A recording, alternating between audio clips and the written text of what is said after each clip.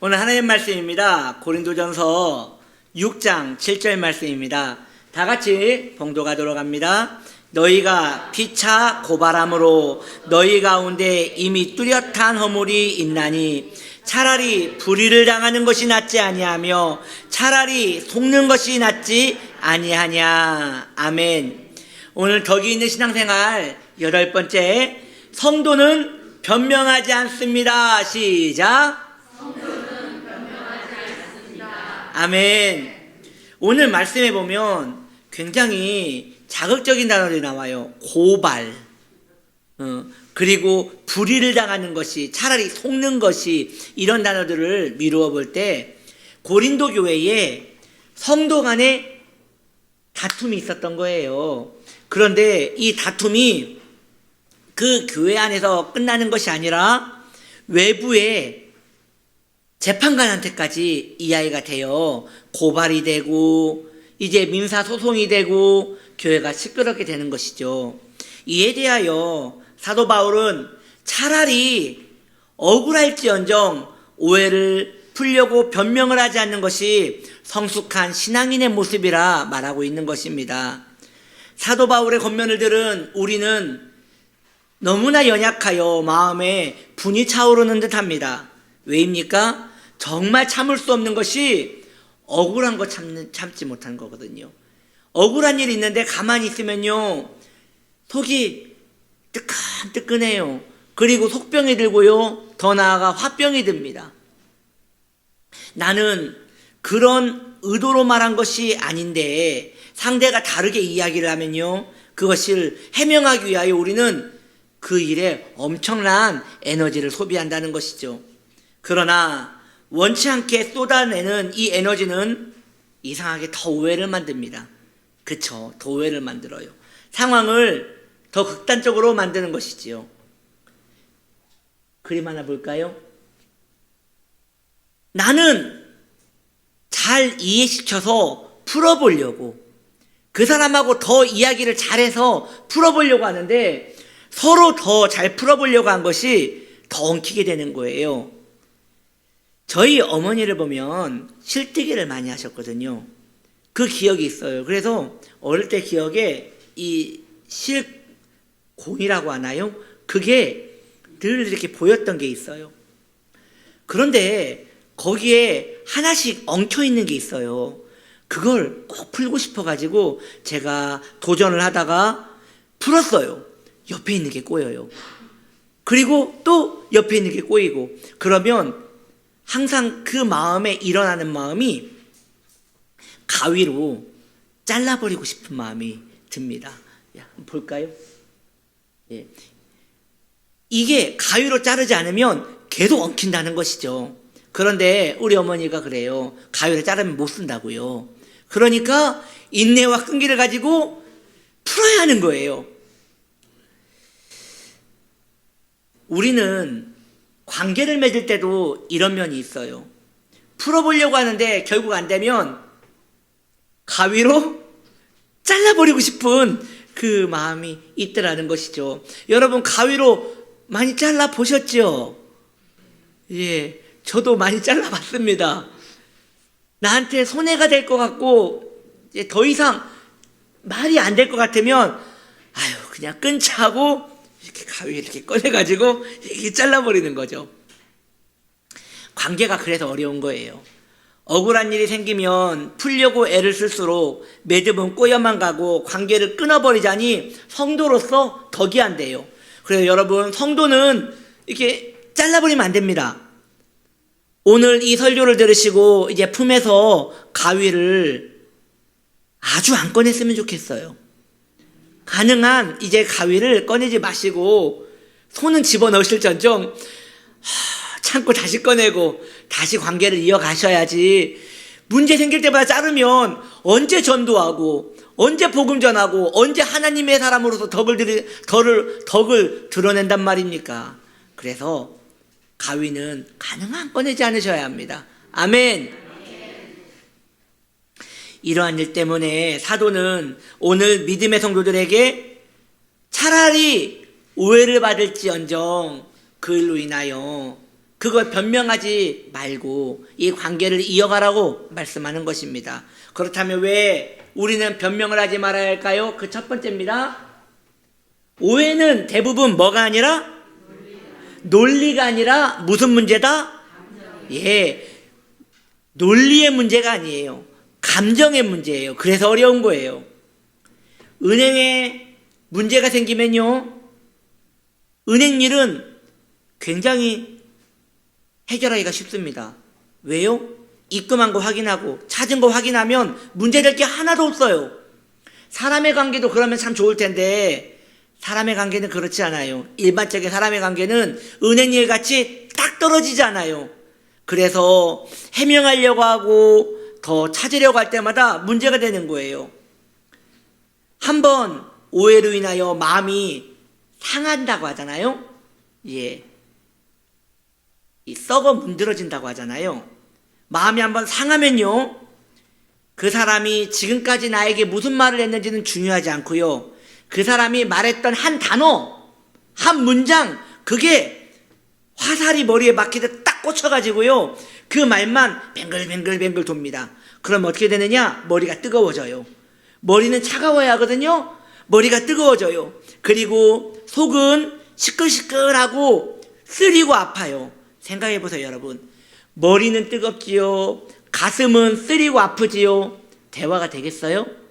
안 돼요. 했던 말도 하고 그러다가 나중에 이제 못하겠다 하고 가위를 꺼내서 탁 잘라버린다는 것이죠.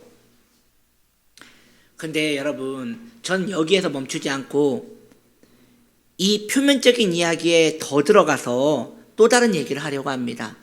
잘 따라오시기 바랍니다.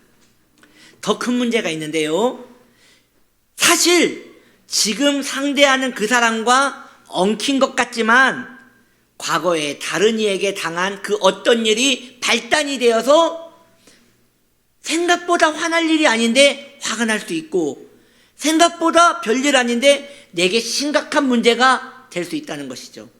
지금 이해하고 계시나요? 지금 내 앞에 있는 사람과 문제가 생긴 것 같은데 알고 보니 내 과거에 있던 어떤 사람과의 문제가 그 사람에게 입혀져서 그렇게 보이더라는 것이죠. 그림 하나 보겠습니다. 이런 거죠. 지금 이 사람은 이 별이라는 문제가 보이는 거예요, 다른 사람한테. 근데 그 문제가 어디에 있었어요? 자기 가슴 속에 옛날 어떤 이야기 있었던 거예요. 그 사람에게 있었던 그 과거의 문제가 이 상대방에게 보임으로 그 사람을 추궁하는 거죠. 그러니까 이 상대방은 이게 무슨 일이냐 하고 얼떨떨하게 받아들일 수밖에 없는 것이죠. 그러므로 누군가에게 오해가 생겼을 때 이런 일들이 있다는 것을 미리 염두에 두셔야 합니다. 문제는 그때의 사건은 기억나지 않고 그때 감정만 남아있는 거예요. 그 감정으로 그 사람에게 입혔기 때문에 이 문제는 풀리지 않는 것이죠. 사도 바울은 차라리 이런 상황을 풀려고 하기보다 변명하지 말고 입을 다물고 믿음으로 견딜 수는 없느냐고 우리에게 권면하고 있는 것입니다. 어느 분은 이 정도 설교를 들었을 때 이렇게 말할 수 있을 것 같습니다. 목사님, 그러다가 그 사람이 정말 내가 그런 사람인 줄 알면 어떻게 합니까? 변명을 해야지 내가 그런 사람이 아니라는 걸 알지. 끝까지 내가 예수님이에요? 변명하지 않고 꼭 참다가 정말 그 사람이 내 이미지를 그렇게 생각하면 나는 어찌 된단 말입니까? 하면서 나는 그렇게 못 삽니다. 끝까지 내 의로움을 증명해내야겠습니다 라고 하시는 분이 있다면, 자, 여러분 지금 잠시 숨을 깊게 마시고 숨을 뱉은 다음에 제 얘기를 잘 들어보시기 바랍니다.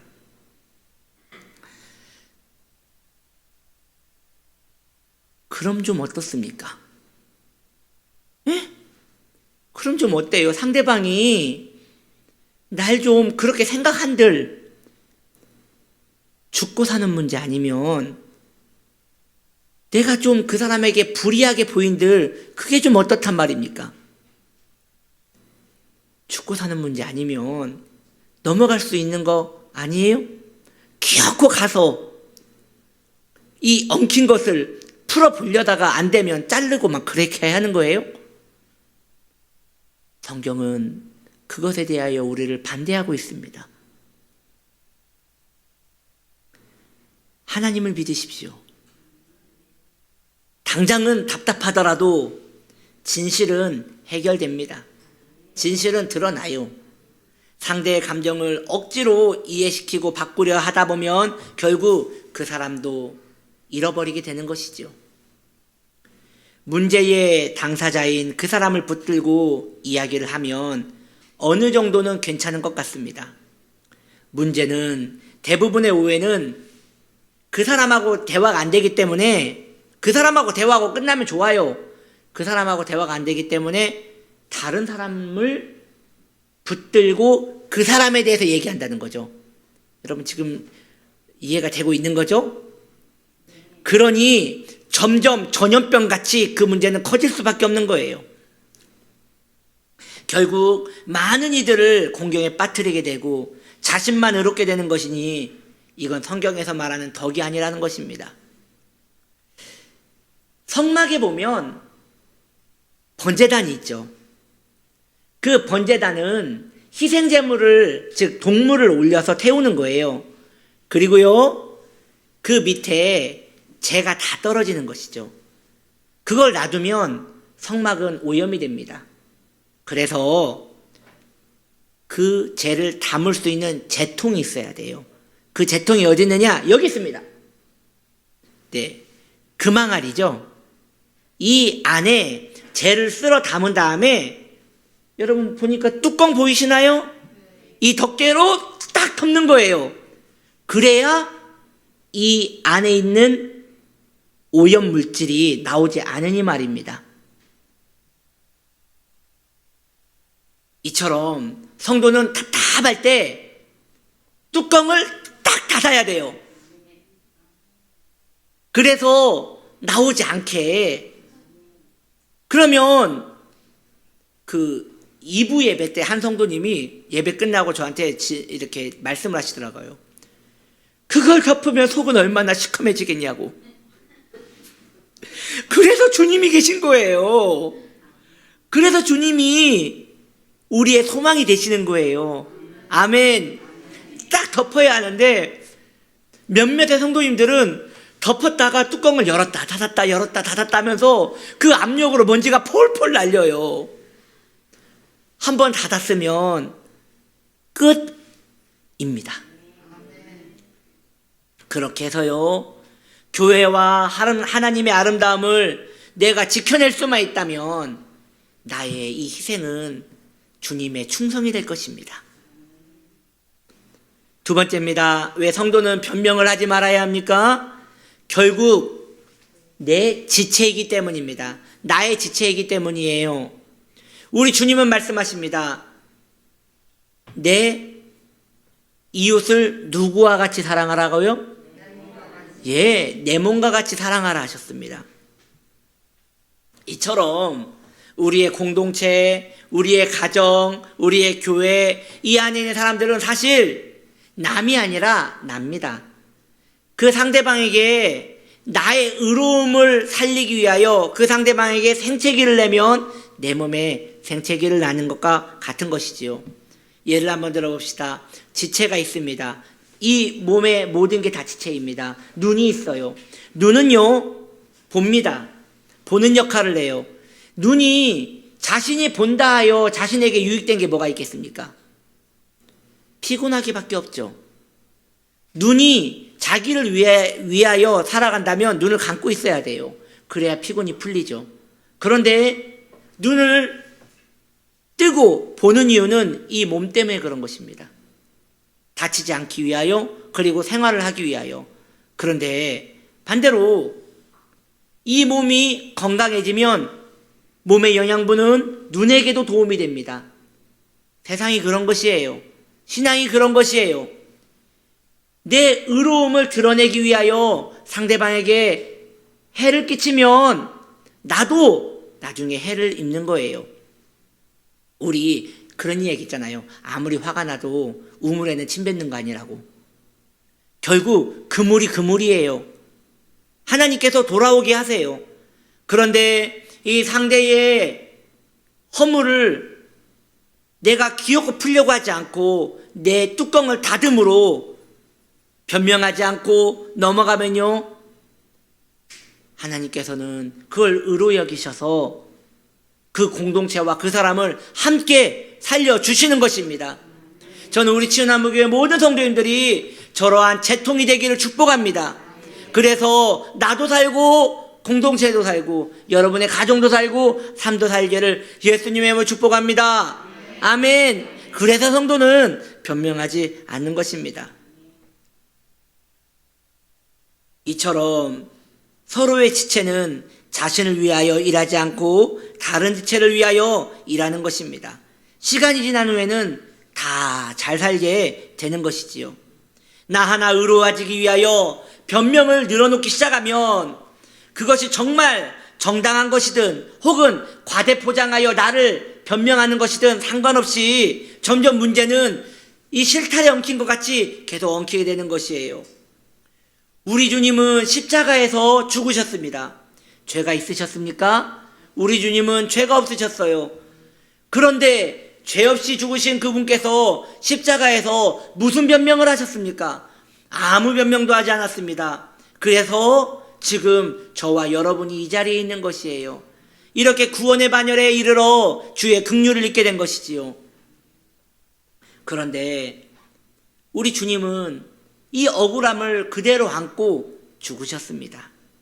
그렇게 해야 오늘날 우리가 살 수 있다는 걸 알 수 있으셨기 때문이지요. 오늘 마음에 새기십시오. 내가 죽으면 다른 이가 삽니다. 오해를 풀지 않는 것은 내가 죽는 거예요. 그만큼 힘든 거예요. 그런데 그걸 각오하고 내가 품고 내가 죽으면 다른 사람이 삽니다. 그리고 그 사람으로 말미암아 내가 삽니다. 이것이 성경의 원리인 것입니다. 그래서요, 직장생활 많이 하신 분들 있으실 텐데 신입사원들은요 아주 작은 일만 생겨도 그걸 변명합니다. 왜냐? 그 불똥이 자기한테 튈까봐 뭔가 문제가 생기면 내가 한 거 아니라고 난리가 납니다. 그런데 지혜로운 오래된 중직은 일이 터지면 다 자기 책임이라고 합니다. 다 자기 책임이라고 하고 이제 더 이상 우리 이거에 대해서 얘기하지 말자고 하고 덮습니다. 왜 그런 겁니까? 오랜 직장생활 속에 원리를 깨달은 거예요. 남을 깎아내리면 결국 나한테까지 칼날이 온다는 걸 알게 된 것이죠. 그런데 내가 이 일을 덮으면 모든 일들이 평안해진다는 걸 알기 때문에 그렇게 되는 것입니다. 지금 앞에 있는 것보다 멀리 있는 공동체 유익을 보는 것이고 그 유익이 결국 자신에게도 유익을 준다는 것이 이 인생의 원리이듯 성경의 원리인 것입니다. 오해가 있을 때 변명을 안 하면 당신은 억울하고 답답한 마음을 이길 길이 없지만 그러나 버티고 하나님께 자신의 처지를 올려드리면 아멘. 누가 알아주지 않아도 그걸 버티면 주님이 알아주시는 거예요. 그러면 된 거 아니에요? 주님이 알아주시면 되는 거죠? 네, 근데 우리는 주님 말고 다른 사람이 알아줘야 돼요. 여기에 신앙의 성숙이 있는 거예요. 주님 한 분이면 됩니다. 주님 한 분이면 나는 다 됩니다. 라는 마음이 있어야 돼요. 그러면 나는 어떻게 합니까? 하늘 위로를 받아야죠. 그래서 찬송가 가사는 이렇게 말합니다. 잘 아시는 찬양이죠? 믿음으로 사는 자는 하늘 위로 받겠네. 성도의 위로는 하늘 위로밖에 없어요. 그까짓 사람이 나 알아준들 그게 얼마나 가겠습니까? 너도 흙이 되고 나도 흙이 될 것인데. 그러나 주님이 나를 알아주시면 나는 그 위로로 살아갈 수 있는 것입니다. 오해를 풀고 다니는 사람은 사람의 위로는 혹 받을 수 있겠으나 하늘 위로는 못 받습니다. 둘 중에 하나밖에 못 받아요. 하늘 위로를 받는 사람은 사람의 위로를 못 받고요. 사람의 위로를 받는 사람은 하늘의 위로를 못 받습니다. 둘 중에 하나만 고르신다면 여러분은 무엇을 고르시겠습니까? 많이 억울할 수 있지요. 왜 나는 주님이 아시는 것만으로는 이 일을 넘어갈 수 없는가? 이걸로 인하여 성도는 가슴앓이를 해야 하는 것이 아름다운 것입니다. 오늘 이후로 그래도 기어코 이야기를 해야 하고 기어코 풀어보고 안 되면 가위로 자르고 싶은 성도님이 계시다면 오늘 말씀을 기억하셔서 하늘 위로는 어디 갔단 말인가? 나에게 하늘 위로는 중요한 사람인가? 구원받은 사람이 하늘 위로 말고 다른 것에 위로를 받는다면 나는 지금 제대로 신앙생활을 하고 있는 것인가? 이렇게 생각해 보시기 바랍니다. 자, 다음 볼까요? 그래서 여러분 이 부분을 오늘 한번 마음에 새겼으면 좋겠어요. 변명은요, 신앙의 가벼움이지 정직함이 아니에요. 우리는 왜 계속 해명하려고 하고 오해를 풀려고 하냐면 나의 정직함을, 나의 의로움을 만민에게 증명하고 싶어서. 근데 정직한 거 아니에요. 신앙 안에서 뭐예요? 가벼움이에요. 가벼움이에요. 가벼움. 너풀 가벼운 거예요. 성도는 태산같이 무거워야죠. 그래야 주님이 뭔가 우리와 대화를 하실 수 있지. 너풀 이렇게 날아다니면, 여러분 해파리 보신 적 있으시죠? 해파리. 수족관 같은 데 가면 해파리 어떻게 다닙니까? 너풀 다니잖아요. 해파리 성도가 되면 안 됩니다. 해파리 성도. 예. 우리 치유나무교회 모든 성도인들은 태산 같은 성도인들이 되기 바랍니다. 한번 재통이 딱 닫히면 천금과 같이 무슨 일이 있어도 뚜껑이 열리지 않는. 근데 해파리 같이 너풀 하면 그러면 안 되는 것이에요. 그러면 목사님, 어떻게 하면 해파리가 되지 않고 태산같이 될 수 있겠습니까? 네, 기도해야죠. 그래서 개인적 기도 생활을 늘 해야 하는 것이에요. 기도해서 이 마음에 이 답답함과 응어리를 주님께 다 올려드려야 하는 것이에요. 이렇게 성숙하게 자신을 지켜낼 수 있는 덕이 있는 신앙생활 하시기를 예수님의 이름으로 축복합니다. 기도합니다.